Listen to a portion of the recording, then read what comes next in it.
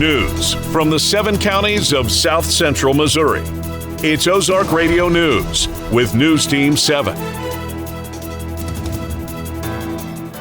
This is Dan here with Ozark Radio News and News Team 7. I'm talking with a couple of guests who are in from out of town. Local busybody Crockett Oaks has brought in some special guests to do some presentations. You guys have a book out here recently. We're going to get into that. This is Charly Palmer and Dr. Karida Brown. Very nice people. We've been talking about a lot of different things here, but let's go ahead and start getting to the reason why you guys are in the area. So you guys have some events that you're going to be speaking at, and where and when is that going to be happening? Go ahead. You're right about the answer. Either one of you. You guys can take turns if you want. Today at 5 p.m. at the Lincoln School here in West Plains, Missouri. Please come out and join us as we discuss and celebrate the new Brownies Book. And this is a collaboration between Dr. Karida Brown, my wife, and myself. I curated the art for the most part, and Karida was very responsible for bringing in a lot of the writers. Now, you know, it's funny because a lot of people say that, you know, if you're married, don't mix work and marriage. But you guys seem to be doing great, you know, either way. And I've taken a look at some of the pieces out of the book. The artwork is great. The writing seems to be fantastic. And I haven't read through all of it, but I have to ask, what inspired the working of the book? So I am a sociologist by trade, and W.E.B. Du Bois is one of my heroes. First African-American to graduate from Harvard University, sociologist, activist, organizer, literary scholar. He founded a children's magazine in 1920 called the Brownies Book. And it was the first children's magazine to feature Black children as a matter of joy and consequence. Yeah. It only ran for a year and a half, but Dan, that touched me so much because he was such a luminary and so booked and busy, and yet and still he made time for children in his work. We were inspired by that. It was coming up on the 100th year anniversary, and we said, you know what, let's revive the Brownies Book and do our own little thing and recreate it.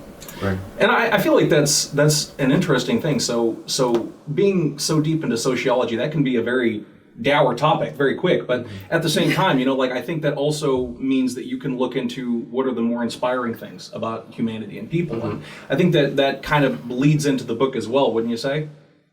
Oh, absolutely. You know, sociology is the study of behavior. Yeah. And so we're watching the behavior of our country in general and kind of saying this is a time. You know, we were at the time in the midst of the pandemic. And so it's this idea, it's like, you know, we're all sitting around trying to figure out, we got to do something. And so that was the moment that we said, we need to do this.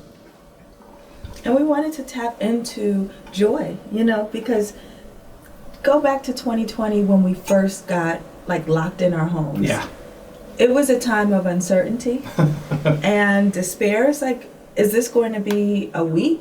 Yeah. Or a year? We don't, none of us Right. knew. And there was just so much going on in the country.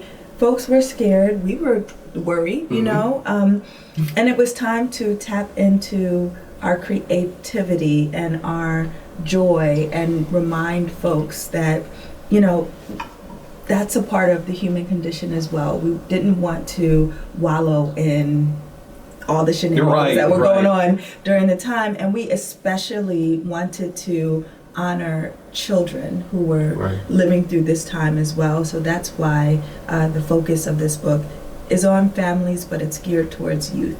I kind of noticed that about some of the artwork that was inside the book as well. Even Charlie, some of your pieces that I had seen in the book, especially with the Halloween costumes.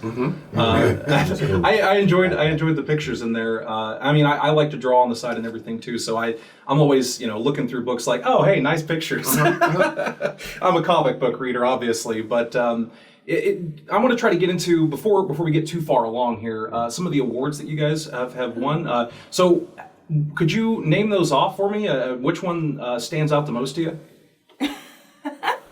You know what? Change the subject just a little bit. Because there's so much about awards. The biggest thing that I've achieved, I believe, of everything I've ever done was this book. And that for Black History Month this year, a little girl in Alabama dressed as Charly Palmer and presented my artwork for Black history makers. And that is one of the biggest honors I have ever achieved. Yeah, I can see that. I mean, honestly, that's probably got to feel a lot bigger than just a piece of paper. Or something. That's huge. No, it's like watching her and dressed in a suit jacket, kind of the way I was dressed and everything. Just She moved put on me. the little glasses. Had glasses on. That meant so much more. But we won the NAACP Image Award for Best Nonfiction. Yeah. I'm on my way to Texas next week because I won the Best Children's Book Award for illustration and writing, and I've never considered myself to be a writer, and so that's kind of really an honor. But what are some of the other things? Well, for me, like the most special award by far has been the NAACP Image Award. That's the one that I know about the most. For two reasons. Number one, W.E.B. Du Bois co-founded the NAACP, so how fitting that the Brownies Book, wins this honor. And also when my agent said, Karida, have you looked up who else has won in this category? Last year, Barack Obama. Before that, Toni Morrison. Maya Angelou has won. Dick Gregory. And to think that we're now in the pantheon under that spotlight, with them. yeah. And the other award that's been just through the roof, through the stratosphere for me, for 2.5 years, I served as the inaugural Director of Racial Equity and Action for the Los Angeles Lakers.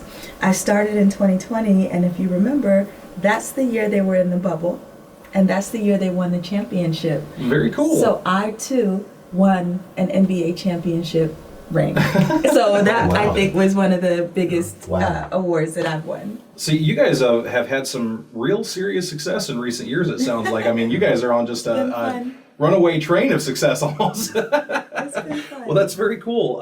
I guess that we should probably wrap this up as quick as we can here, but I guess I do want to revisit this. So what times and places will you guys be giving your presentations here in West Plains? 5 p.m. We'll be over at the Lincoln School. Please come out. We just really look forward to spending time with the community. We're so happy to be here, and we thank you, Dan, for having us, and we really, really are blessed to have the Oakses to come host us here. Yes. So it's our first time out. Come out, spend time with us. It's a little old schoolhouse, but we're going to pack that joint out. Yeah. Charly, Karida, thank you very much for talking with us today. It's been fantastic having you guys in. Thank you, Dan. For more news, visit OzarkRadioNews.com. Powered by News Team 7.